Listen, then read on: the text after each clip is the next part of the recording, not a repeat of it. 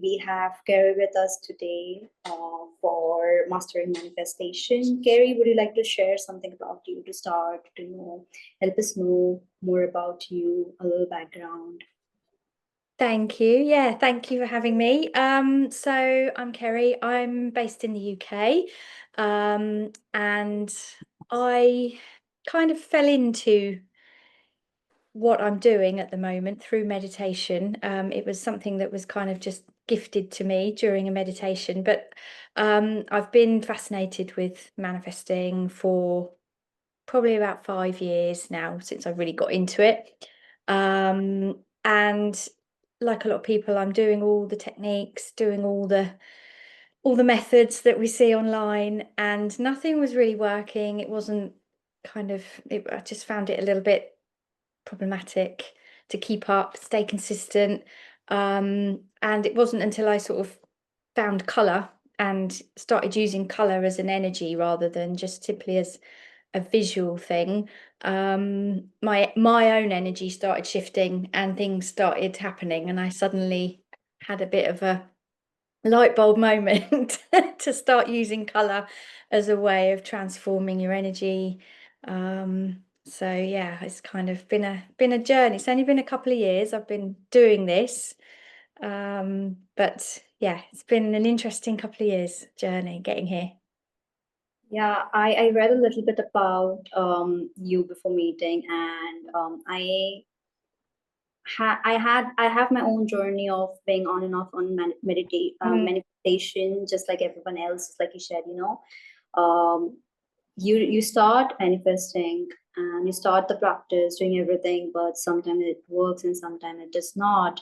So when I read that you work with colors, it was something I absolutely haven't come across before or anytime, anywhere. Yeah. Really intrigued to learn that, okay, this is something very new, and that got me very curious to learn more about that. But before we get into what that technique or how do you really work with colors and manifestation, a Mm-hmm. lot of people approach manifestation as a quick fix, and they think that the outcomes are to be very instant. You just sit and visualize. So how do we uh, approach manifestation from an intention setting, belief changing perspective point of view, starting just with understanding that what manifestation truly is, what it isn't, and from what place do we even start approaching it? Okay, so I think probably the thing to remember really is that it's not something you do. Manifestation is something you are. It's kind of it's not even really a belief system. I think it's more of a lifestyle. It's a way of being. It's a way of living. And I think that a lot of people just think it is a quick fix. It's a shortcut. The whole secret thing with the just think of it and it will magically somehow appear. Yeah. And it kind of lulled a lot of people in, thinking it was going to be that easy. But in my opinion, it's a way of being. It's about energy, and it's about your energy, what energy you're putting out, and what is what you get back. I think you don't get what you want, you get what you are. So it's a reflection of who you're being. And I think that's probably where a lot of people go wrong, because they, like I say, they do. Even I was doing it, doing all the techniques and the practices, but unless you're feeling that inside, you're not going to be able to attract it. You say you can do all the methods, but if you're not fully invested, if you're not fully feeling it, then it's not really going to happen. It's like if you're doing one thing, but your mind and your emotions are saying something else, that there's no congruence there, is there? So it's you're misaligned. So it's all about being in energetic alignment with what you want to attract. Yeah. That actually brings me to something that I have learned, the syncing of thoughts and beliefs, thoughts and feelings from Mhm. Dr. Enza. and he calls it as a thinking and feeling loop. Mm. That we usually are stuck in the head, but we don't feel the same way. And we sometimes feel something, but we are not aligned or synced with our thoughts. And they both are not Yeah. synced really. And I think that also, I mean, this is just because this is so aligned with what you shared, that whenever we are trying to make any, even in a change, a small change, but we are not, both the things are not really, Mm. not really work. And I think what you shared was just um, uh, that missing block when it comes to manifestation, that the secret basically has, put people into a frame and a box, that just visualize, visualize, visualize, visualize, and just think, but they're not truly feeling it, they're not being it. And I think what you shared was something very profound. Manifestations work with not what you do, but it responds to who you are. Mm-hmm. Yeah, and absolutely. and you see it as a more of lifestyle practice rather than just something else that you do, Yeah. a ritual or anything. Yeah. Yeah. I mean, I think a lot of people sort of think, oh, well, if I think about what I want and then I go do the thing, and take the aligned action, then that's enough. But there's actually three parts to it, in my opinion. It's a thought thing, and it's a feeling thing, and then it's the action. So it's mostly the thinking and the feeling, and then the action is really just 20% of manifestation, I think, and a lot of people skip the emotion part, and really that's the most important part, I Yeah, think. yeah, yeah, yeah. I think that's the gap, I think, Mhm. that most of us don't really focus on when we're working with it. And Mm. I personally, I think I that was something, even that's why it did not even work for me, because I was on the most part of the secret way of manifesting and visualization while I was, I think, 15 or 16. That's when the secret, I came engaged with the secret for the first time, and I learned about it. But Carrie, while we are approaching and working with, or even let's say, we want, if manifestation responds to who we are, we hold certain limiting beliefs or certain um limitations around what manifestations is, and it does not help us really realize our desires, or the things that we truly want in life. Mhm. So how can we first work with those, understanding that, okay, this is something that may be blocking me while working with manifestation, or not letting me become who I am or want to be, uh, while standing in your own way. So Yeah. how can you, what are some practical strategies, or one can work with those beliefs or those thoughts, limiting thoughts? I think, it all starts in the subconscious mind, and, it all comes from the subconscious mind as well. So I think really that's the first place to start. Um, and figuring out what your limiting beliefs are and Mm. where they come from. A lot of people would perhaps think, oh, well, I know this is my limiting belief. Perhaps, say, for example, you've got this belief that you're not meant to be wealthy. People like me aren't rich, kind of thing. That's a very common one. And so it's kind of, instead of just going straight to sort of doing the affirmations or the practices, figure Mm. out where that belief is coming from, and Mm. then trying to sort of release it and clear it, and rewire it that way before then doing the practices. I think that's probably a good place to start. Okay. And while manifestation is mostly associated with our material desires, Hmm. materialistic aspects, how can one encompass manifestations in different areas of a life, right? Life, relationships, spiritual growth, health. How can one see the holistic perspective apart from only materialistic desires? I think it's sort of working it backwards really, and realizing that those things come as a Mm, result of who you're being, rather than the other way around. It's the old "I'll be happy when" syndrome. You think, if I have the thing, then I'll be mm, this type of person, then I'll be happy, then I'll be, peaceful, then I'll be calm, then I'll be, satisfied. But in mm. actual fact, it's the other way around. You have to be those things first in order for the material success and the material rewards to be attracted to you. So yeah, I think focusing on the emotions and the way of being, rather than the actual thing that you want, is a much better way of doing it. Yeah, yeah. How you put it and what you put it, it takes me back to something just a few days back on Substack. There was a post that actually brought me to a part where you don't be grateful once you have the thing, but you be grateful, and that's why you have it. So Yes, exactly what you're absolutely. saying, that you embody that first before Yeah. actually having the other things falling into place.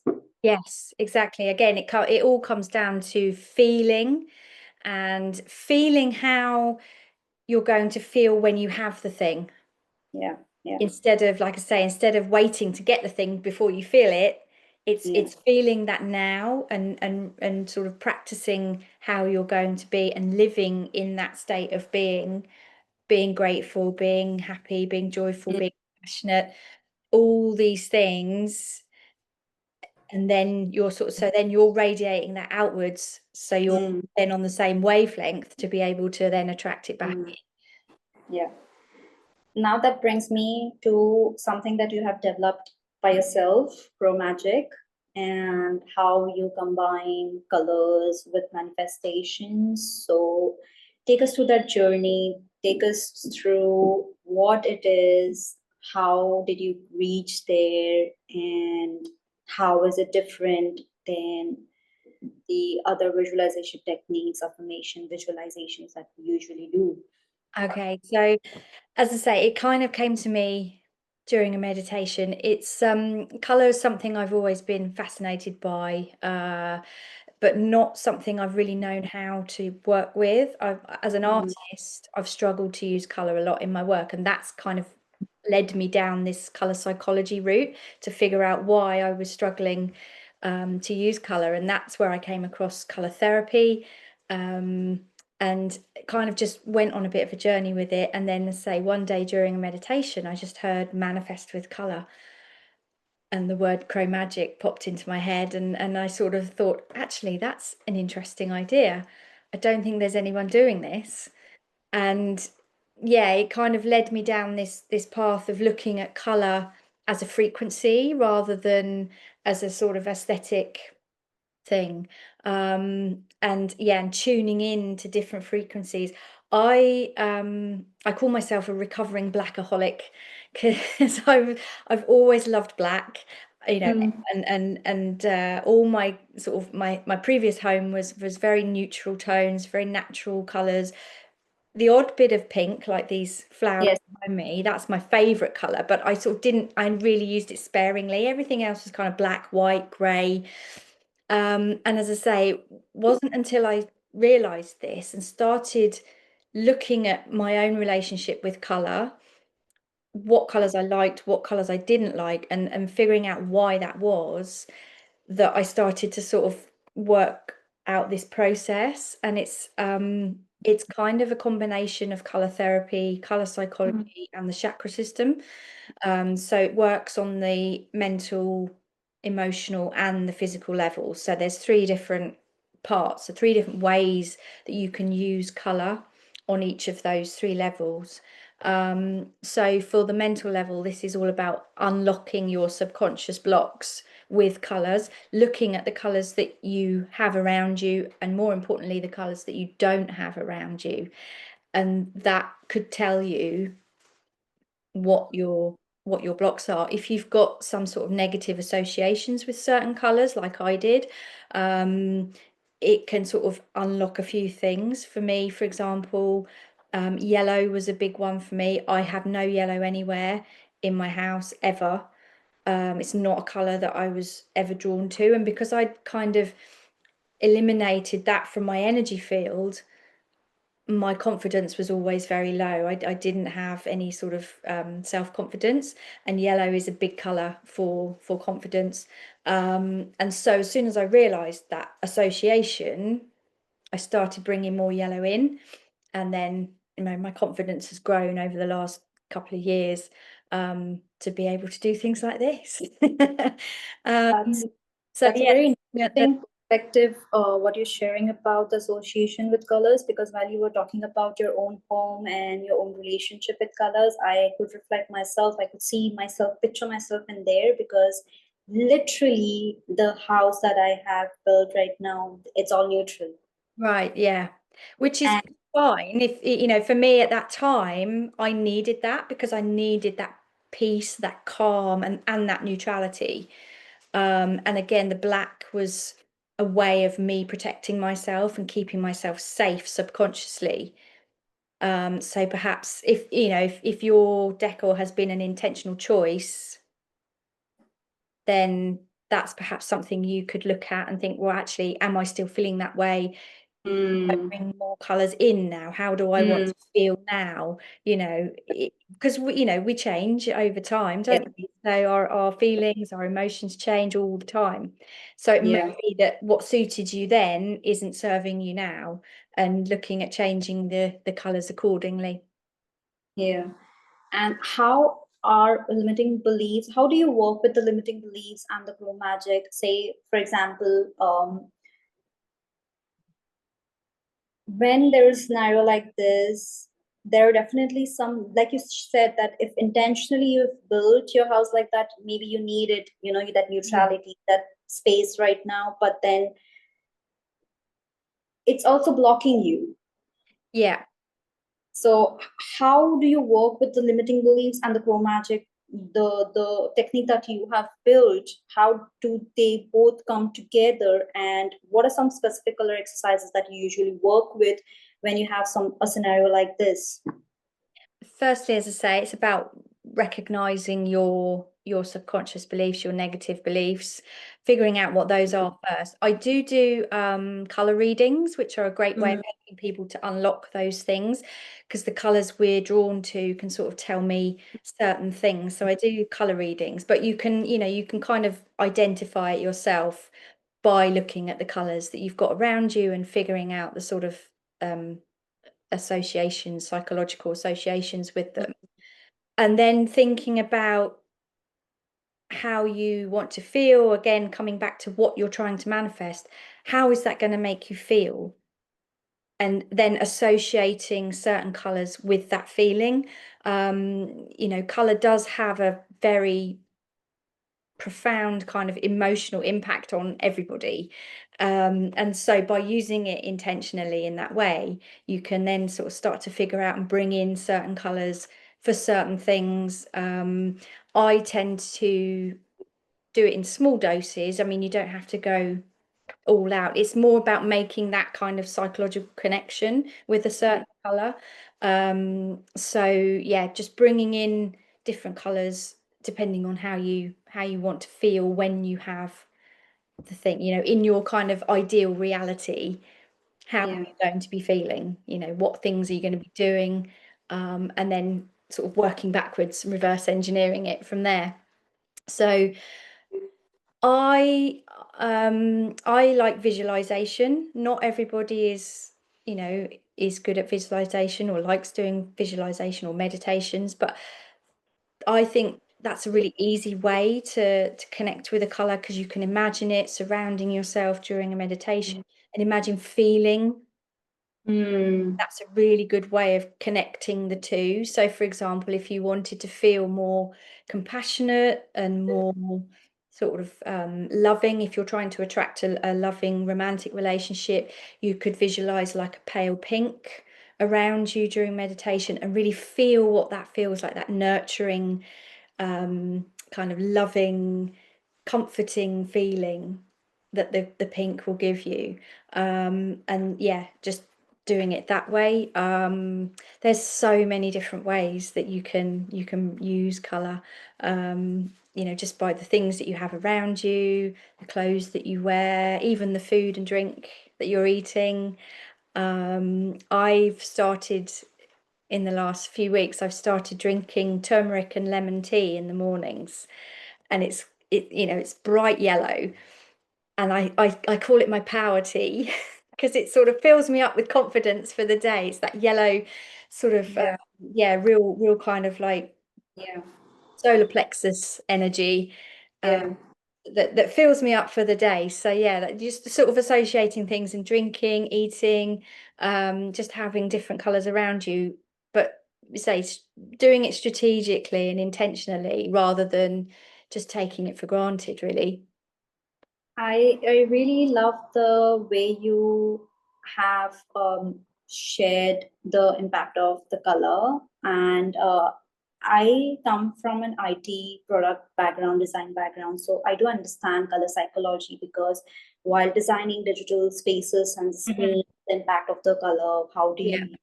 So I have known that aspect, but this using color for manifestation and to truly trigger a feeling within Mm. you and keeping it, sustaining it, basically embodying that feeling.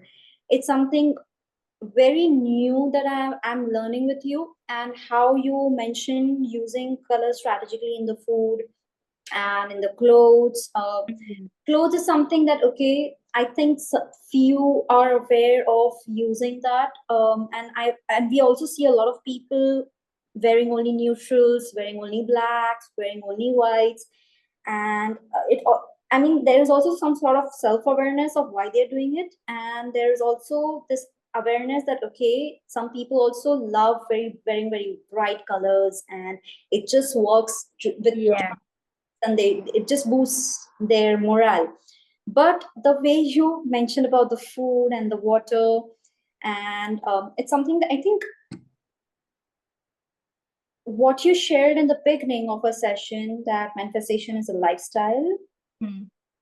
I think this is just, completing and bringing everything together of how you mentioned using color into smaller parts of your Mm. lifestyle, and not only visualizing yourself and embodying it, but making those intentional choices to, as a reminder, as a fuel, and really helping you embody the person, Yeah. basically, who wants to manifest or who wants to have that life.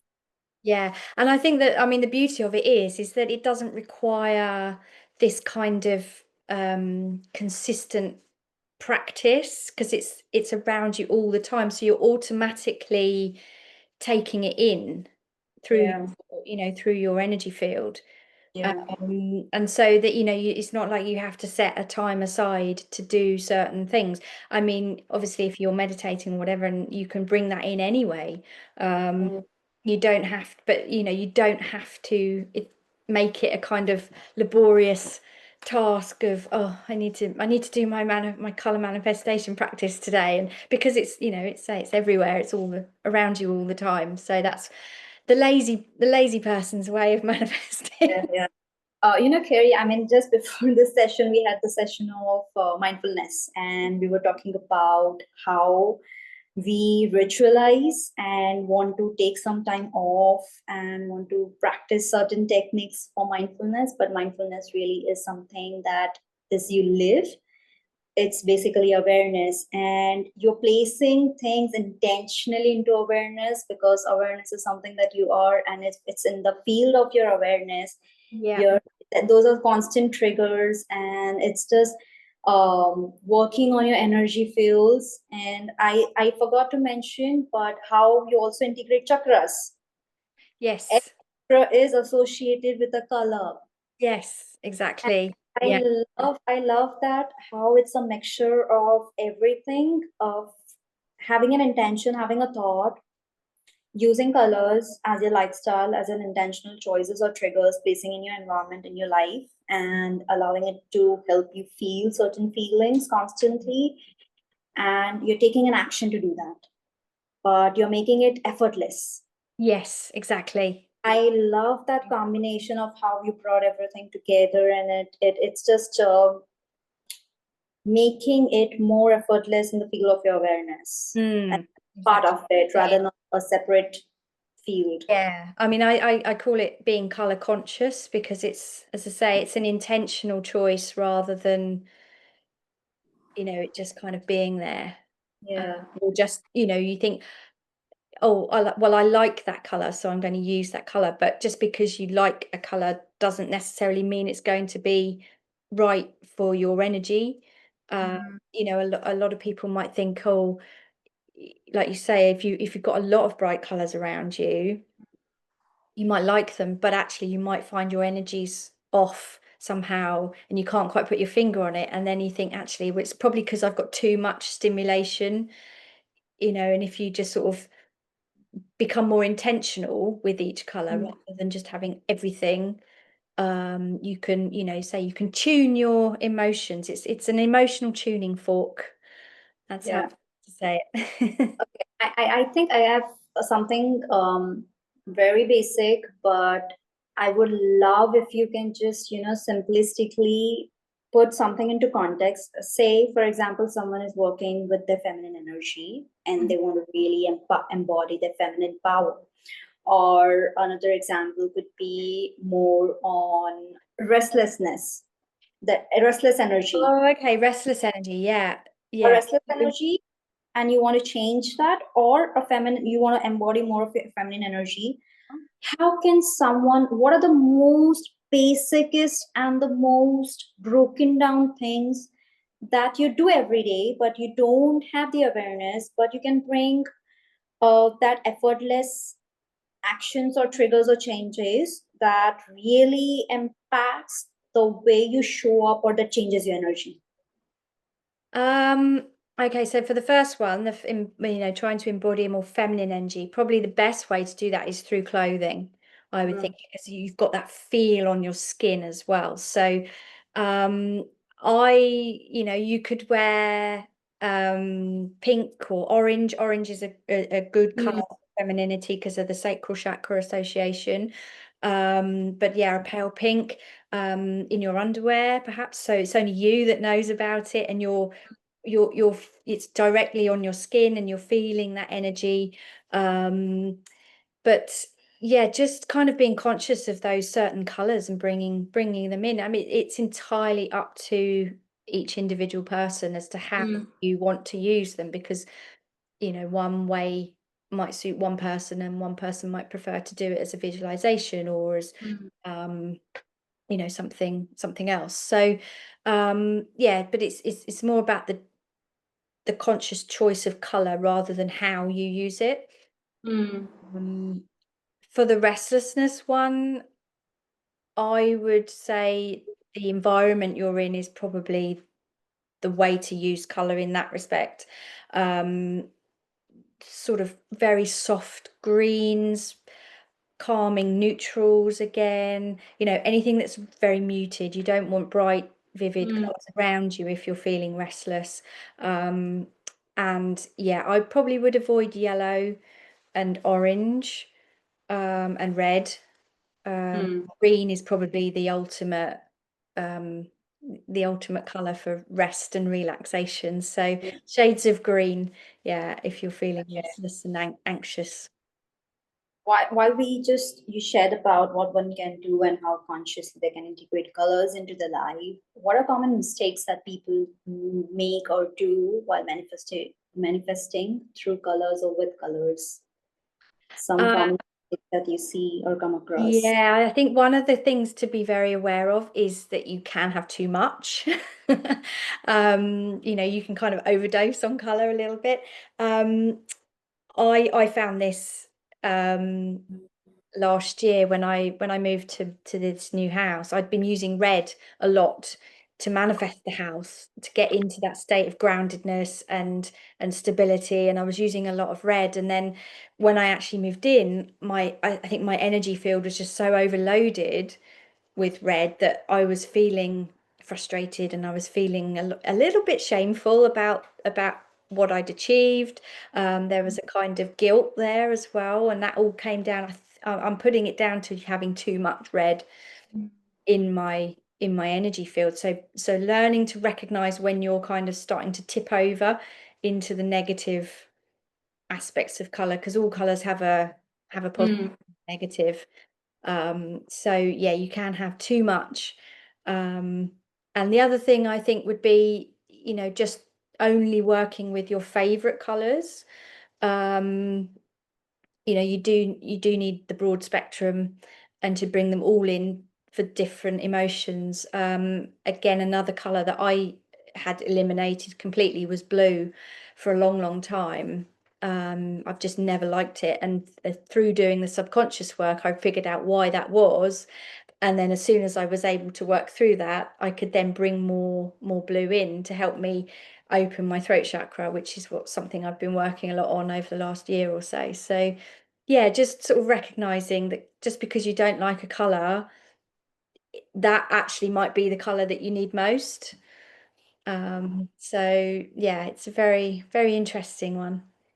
Yeah, I definitely think about the colors that one is ignoring. Could you give one or two examples about a particular color? Say someone is avoiding yellow or someone is avoiding blue, like you said. What kind of subconscious beliefs or limiting beliefs are just stopping you or someone avoid those kind of colors in life? I mean, just in the same way that we have kind of we make associations with like smells and sounds, we make associations with colors as well. For me, it was the yellow was to do with my dad. My dad's first car that he bought after he and my mum split up was bright yellow. And every time we went out in it, I was so embarrassed because I thought everyone was going to be staring at us, and it was just mortifying. And so that was my negative association with yellow. And because of that, because I'd got rid of it, again, I say that's where my sort of lack of confidence was, because I didn't have any yellow in my energy field. And so yeah, it's kind of thinking back to your childhood perhaps, or to any kind of big events in your life, perhaps traumatic events, where you've kind of made some kind of psychological association with a certain color, and then figuring out why that is, and then looking at what it is that color, the energy that color holds, that you could be missing. Okay, this is something that I've learned very new today, and I think I'm going to be conscious about the colors that I'm choosing and avoiding. And I never thought about, yes, I preferred more neutrals always. I think that just felt very safe to me always. It just Mm. felt very effortless and safe. But now that you have shared, I am starting to realize and understand that, okay, there might be certain reasons and associations. Yeah, I think that's the thing. If you kind of think, oh yeah, it makes me feel safe, then you think, well, why do I need to feel safe? What is it that I'm afraid of? And go into it deeper Yes. that way. Yeah. Yeah, yeah. I never thought about that until this point, and now thank you to you that at least you know the doors are open. Maybe there Mm. might be subconscious beliefs that might be stopping in terms of truly manifesting or truly embodying the person or the energy, and incorporating colors that are really helping your energy fields to open up. And Yes, exactly. You need all the colors, as I say, to sort of get that holistic yes. experience, really. Yeah. So it's about being color conscious. Manifestation for some people does come with some sort of skepticism Mm. because of not being able to work with it appropriately the way it should be. Mm. People start manifesting, visualizing, and they leave it because they think that it does not work. Mm. And the kind of first approach when they read manifestation or visualization, they just think that it's one of those things that where you just sit and think about the object and the kind of relationship and then just visualize. but how you've, okay, there might be many different ways of approaching manifestations, and one of that you are sharing and embodying is with working with colors is something very unique, and I haven't ever come across with that approach. And I definitely think and believe that that has expanded at least my worldview and how I approach manifestation, or at least to show up as a person I want to be, or remember who I am, and try to undo or work with my subconscious beliefs that might be actually hindering me towards Yeah. my healing. Yeah. That's a very unique, I think, less known. It's Yes. not As widely far known. as I know, I don't know anyone else that's kind of teaching Yes. this in this way. So yeah, it's a unique approach. Anna, days. I love this approach. Got me thinking about more colors and frequencies I'm going to order. And yes, yes, Okay, absolutely. go for it. Yeah. Exactly. That's what I am feeling the same. It sounds like there's something you're needing to do, and if you're feeling drawn to red, then perhaps you're needing to take action on something. You've had enough being passive, and you're Yeah. ready to start going after your ambitions and your dreams. And just looking at Anok's name icon, I think I need to start working with yellow. I have been avoiding yellow Mm. for a very long time, and I don't know. I just don't like the color, or Yeah, maybe it's it's not for me. it's a funny color, isn't it? Yellow. As I say, I'm not a fan of yellow, which is why Yes, I bring it in through tea and food yes, rather than having it around in the home. yeah, yeah. Yeah, so I'm going to it's try that tea thing for sure, because it's mm, something very simple. It doesn't require a lot of effort, and you can do and integrate it in your everyday life. exactly. Yeah. Yeah, yeah, So if you I- don't like wearing yellow, yeah. having it around, then you say there's different ways that you can bring it in and get that energy from it.